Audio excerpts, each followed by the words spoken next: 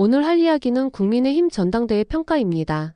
국민의힘은 전당대회에서 당대표 1인과 최고위원 4명, 청년 최고위원 1명을 선출하려고 했습니다. 예비경선에서 당대표는 4인의 후보로 압축하고 최고위원은 8명, 청년 최고위원은 4명의 후보로 압축해 본선에서 선출했습니다. 예비경선은 당원 투표 50%와 일반 여론조사 50%를 반영했습니다. 본경선은 당원 80%, 국민 여론조사 20%를 반영했습니다. 예비경선에 대해서는 별로 이야기하지 않겠습니다. 본 경선에서 대표 후보는 김문수, 안철수, 장동혁, 조경태였습니다. 최고위원이나 청년 최고위원에 대해서는 잘 모릅니다. 그래서 평가는 당대표에 대해서 중점적으로 하려고 합니다. 김문수는 많은 사람들이 아실 거라고 생각합니다. 21대 대통령 선거 때 국민의힘 후보로 나왔던 사람입니다. 선거 기간 동안 그는 이재명의 라이벌이었습니다. 윤석열의 비상계엄과 대통령 탄핵을 겪으면서 국민의힘은 거대한 리스크를 떠안고 가야 했습니다. 선거 결과는 당연히 이재명의 승리로 돌아갔습니다. 그로 인해 국민의힘에서는 누구 물러나라면서 저격질을 한동안 했습니다. 그런데 윤석열의 비상계엄과 대통령 탄핵이 아니었다면 41%의 득표율을 보였던 만큼 다음 대통령이 이재명이 아닐 수도 있겠다고 저는 생각했습니다. 이는 문재인의 정책과 이재명의 사법적 리스크가 한몫했기 때문입니다. 김문수는 사람들의 지지를 받으며 7월 20일 당대표로 선출되었습니다. 제가 생각하는 안철수는 정치를 정말 못한다고 평가합니다.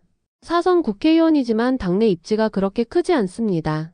친한이라고 불리는 세력이 당내에서 사실상 전멸했다고 생각합니다. 물론 비상계엄 때의 안철수의 행동에는 저는 찬성합니다. 정치인이 정치를 하려면 굽혀야 할 때는 굽혀야 합니다. 그리고 강한 의지와 설득력이 있어야 합니다. 솔직히 안철수는 말을 잘한다고 생각합니다. 하지만 설득력이 강한 말을 잘하지는 못합니다. 안타깝지만 지지자를 만드는 것은 조리 있는 말이 아니라 설득력 있는 말입니다. 그리고 한 우물만 꾸준히 파야 지지자들이 좋아합니다. 그런 면에서 안철수는 이름값은 있지만 계속 비주류로 남을 수밖에 없는 이유입니다. 물론 그런 정치가 되어서는 안 되지만 현실이 그렇다는 이야기입니다. 장동혁은 이번에 재선에 성공한 국회의원입니다. 저는 윤석열이 비상계엄을 하기 전까지는 잘 몰랐습니다. 하지만 비상계엄 이후 눈에 띄는 인물로 확 성장했습니다. 종교적 발언을 하고 탄핵 기각을 인용하는 등 논란이 있는 인물입니다. 또한 가짜뉴스를 확인도 하지 않고 퍼뜨리는 고의성이 보이기도 했습니다. 방송에서도 장동혁은 극우라는 이미지가 매우 강해졌습니다. 이에 대해 그는 종교인으로서 발언했을 뿐인데 국민들이 다르게 받아들였다며 사과했습니다. 하지만 정치인이라고 종교적 견해를 드러내지 못할 이유는 없다고 주장했습니다. 다만 그의 말에는 모순이 조금 많았다고 생각합니다. 어떻게 보면 장동혁은 윤석열의 계엄 사태를 계기로 스타가 되었습니다. 한쪽으로 치우친 발언을 하면서 지지층을 결집시켰습니다.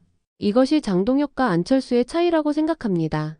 지금 상황에서는 신중함보다는 과감함이 필요한 시기입니다. 지금의 정치는 잘못된 것이라도 목소리가 크면 지지자들이 호응합니다. 장동혁은 우파가 아닌 극우들에게는 신이었습니다. 다른 정치인이 몸을 사릴 때 그들에게 듣고 싶은 말을 해주었습니다. 확인되지 않은 가짜뉴스를 퍼뜨리면서 지지층을 결집시켰습니다. 그의 행동에는 자신감이 있고 목소리에는 호소력이 있었습니다. 극우가 목소리를 높이고 결집하자 애매하게 있던 우파들이 거기에 휩쓸렸습니다. 거기에 극우의 스피커라고 할 수 있는 전환길이 등장했습니다. 장동혁은 이것을 이용하면서 지지층의 범위를 넓혔습니다. 국민의힘 전당대회에서 전환길이라는 스피커는 자신들에게 도움이 됩니다. 왜냐하면 극우들에게 지지도가 높기 때문입니다. 이는 마치 극자들에게 김어준의 스피커가 있는 것과 비슷한 느낌입니다. 물론 김어준은 극자뿐 아니라 좌파 진영에서도 신뢰받는 것이 문제이긴 합니다. 그래서 민주당 의원들도 김어준을 눈치 볼 정도입니다. 왜냐하면 그 방송에 나가기만 하면 인지도가 오르기 때문입니다. 결국 김문수와 장동혁이 2강 체제가 되었습니다. 저는 예전부터 장동혁이 이길 거라고 생각했습니다. 국민의힘에게 김문수는 패장이었습니다. 솔직히 김문수가 이재명을 이길 가능성은 별로 없었습니다. 하지만 인간은 과정보다 결과를 중요하게 여깁니다. 장동혁은 논란이 되는 말을 많이 했습니다. 하지만 그 과정에서 지지층을 결집시키고 남들이 하지 못하는 이야기를 했습니다. 내부적으로는 패장을 밀어내고 새로운 사람이 필요하다고 느꼈을 겁니다. 이미 그 프레임만으로도 김문수가 이기는 것은 어렵다고 생각했습니다. 결국 장동혁이 김문수를 꺾고 최종 승리자가 되었습니다. 제 개인적인 평가는 그것을 보고 보수는 끝났다고 생각했습니다. 그 이유는 사과와 반성이 없었기 때문입니다. 하지만 지금 상황에 대입한다면 국민의힘 입장에서는 호재일 수도 있습니다. 김문수는 정치적 역량에서는 장동혁보다 뛰어날 수 있습니다. 하지만 지금은 내부를 결속시키고 목소리를 크게 내는 스피커가 필요합니다. 또한 막말이라도 사람들의 관심을 끌고 적을 깎아내리는 인물이 필요합니다. 그런 역할은 김문수보다 장동혁이 더 뛰어납니다.